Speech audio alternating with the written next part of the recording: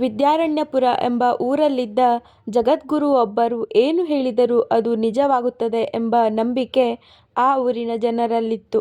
ಹಾಗಾಗಿ ಆ ಊರು ಮಾತ್ರವಲ್ಲದೆ ಸುತ್ತಮುತ್ತಲಿನ ಹಾಗೂ ದೂರದ ಊರುಗಳಿಂದಲೂ ಜನರು ಅವರಲ್ಲಿಗೆ ಬಂದು ತಮ್ಮ ಭವಿಷ್ಯ ಕೇಳುತ್ತಿದ್ದರು.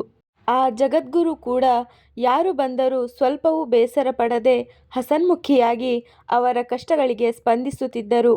ಒಮ್ಮೆ ಮಹೇಶ ಮತ್ತು ಸುರೇಶ ಎಂಬ ಇಬ್ಬರು ವಿದ್ಯಾರ್ಥಿಗಳು ಜಗದ್ಗುರುವಿನ ಬಳಿಗೆ ಬಂದು, ಗುರುಗಳೇ, ನಾವಿಬ್ಬರು ಗೆಳೆಯರು ಒಂದೇ ಶಾಲೆಯಲ್ಲಿ ಓದುತ್ತಿದ್ದೇವೆ. ನಮಗೆ ನಿಮ್ಮ ಆಶೀರ್ವಾದ ಬೇಕು ಎಂದು ಹೇಳಿ ತಲೆಬಾಗಿದರು.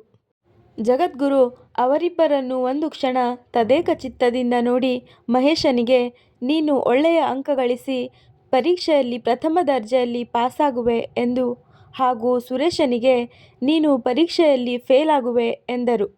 ಇದರಿಂದ ಖುಷಿಗೊಂಡ ಮಹೇಶ ಓದುವುದನ್ನು ಬಿಟ್ಟ. ಜಗದ್ಗುರುಗಳ ಮಾತನ್ನೇ ನಂಬಿ ಸಿನಿಮಾ, ಟಿವಿ, ಜಾತ್ರೆ, ಹಬ್ಬ ಅಂತ ಊರೂರು ಅಲೆದ. ಆರಾಮವಾಗಿ ಆಟವಾಡಿಕೊಂಡು ಪಾಠ ಮರೆತ. ಪುಸ್ತಕ ತೆರೆಯುವ ಗೋಜಿಗೇ ಹೋಗದೆ ಓದುವ ವಿಷಯದಲ್ಲಿ ಮಹಾ ಸೋಮಾರಿಯಾದ. ಆದರೆ ಸುರೇಶ ತಾನು ಫೇಲಾಗುತ್ತೇನೆ ಎಂದು ಹೇಳಿದ ಜಗದ್ಗುರುವಿನ ಮಾತನ್ನು ನಂಬದೆ ಅವರ ಮಾತನ್ನು ಸುಳ್ಳು ಮಾಡಲು ನಿರ್ಧರಿಸಿದ. ತನ್ನ ಓದಿನ ಮೇಲೆ ನಂಬಿಕೆ ಇಟ್ಟು ಒಂದು ದಿನವೂ ಯಾವ ಊರಿಗೂ ಹೋಗದೆ ಅಲ್ಲಿ ಇಲ್ಲಿ ಹಬ್ಬ ಜಾತ್ರೆ ಅಂತ ಎಲ್ಲೂ ಅಲೆಯಲಿಲ್ಲ. ಸತತವಾಗಿ ಹಗಲು ರಾತ್ರಿ ಎನ್ನದೆ ಏಕಾಗ್ರತೆಯಿಂದ ಚೆನ್ನಾಗಿ ಓದಿದ. ಓದಿದ್ದನ್ನು ಅಷ್ಟೇ ಆಸಕ್ತಿಯಿಂದ ಮನವರಿಕೆ ಮಾಡಿಕೊಂಡ. ಒಂದೆರಡು ತಿಂಗಳಲ್ಲಿ ಪರೀಕ್ಷೆ ಬಂತು. ಮಹೇಶ ಮತ್ತು ಸುರೇಶ ಪರೀಕ್ಷೆ ಬರೆದರು. ಕೆಲವೇ ದಿನಗಳಲ್ಲಿ ಫಲಿತಾಂಶವೂ ಬಂತು. ಆದರೆ ಜಗದ್ಗುರು ಪ್ರಥಮ ದರ್ಜೆಯಲ್ಲಿ ಪಾಸಾಗುವುದಾಗಿ ಹೇಳಿದ್ದ ಮಹೇಶ ಅತ್ಯಂತ ಕಡಿಮೆ ಅಂಕ ಪಡೆದು ಫೇಲಾಗಿದ್ದ. ಹಾಗೆಯೇ ಜಗದ್ಗುರು ಫೇಲಾಗುವುದಾಗಿ ಹೇಳಿದ್ದ ಸುರೇಶ ಅತ್ಯಂತ ಹೆಚ್ಚು ಅಂಕ ಗಳಿಸಿ ಉನ್ನತ ಶ್ರೇಣಿಯಲ್ಲಿ ಪಾಸಾಗಿದ್ದ.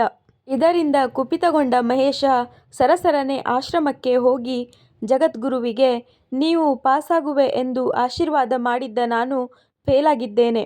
ನೀವು ಫೇಲಾಗುವುದಾಗಿ ಹೇಳಿದ್ದ ಸುರೇಶ ಪಾಸಾಗಿದ್ದಾನೆ.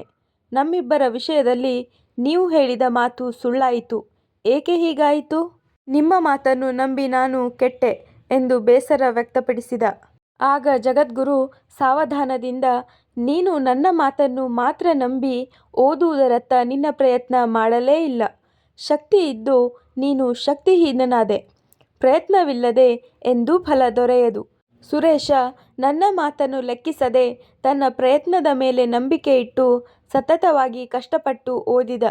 ಅವನು ನಿನ್ನಷ್ಟು ಬುದ್ಧಿವಂತನಲ್ಲದಿದ್ದರೂ ಪ್ರಯತ್ನಪಟ್ಟು ಅಧ್ಯಯನ ಮಾಡಿದ್ದರಿಂದ ಅವನಿಗೆ ಉತ್ತಮ ಫಲಿತಾಂಶ ಬಂತು. ಕಷ್ಟಪಟ್ಟರೆ ಫಲ ಸಿಕ್ಕೇ ಸಿಗುತ್ತದೆಂಬ ಮಾತನ್ನು ಆತ ನಿಜ ಮಾಡಿದ್ದಾನೆ ಎಂದರು. ಆಗ ಮಹೇಶನಿಗೆ ತಾನು ಎಡವಿದ್ದಲ್ಲಿ ಎಂದು ಅರಿವಾಯಿತು.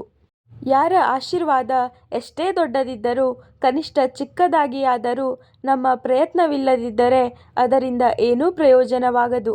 ದೇವರೇ ನಮ್ಮ ಪರವಾಗಿದ್ದರೂ ಪ್ರಯತ್ನವಿಲ್ಲದೆ ಫಲ ಸಿಗದು.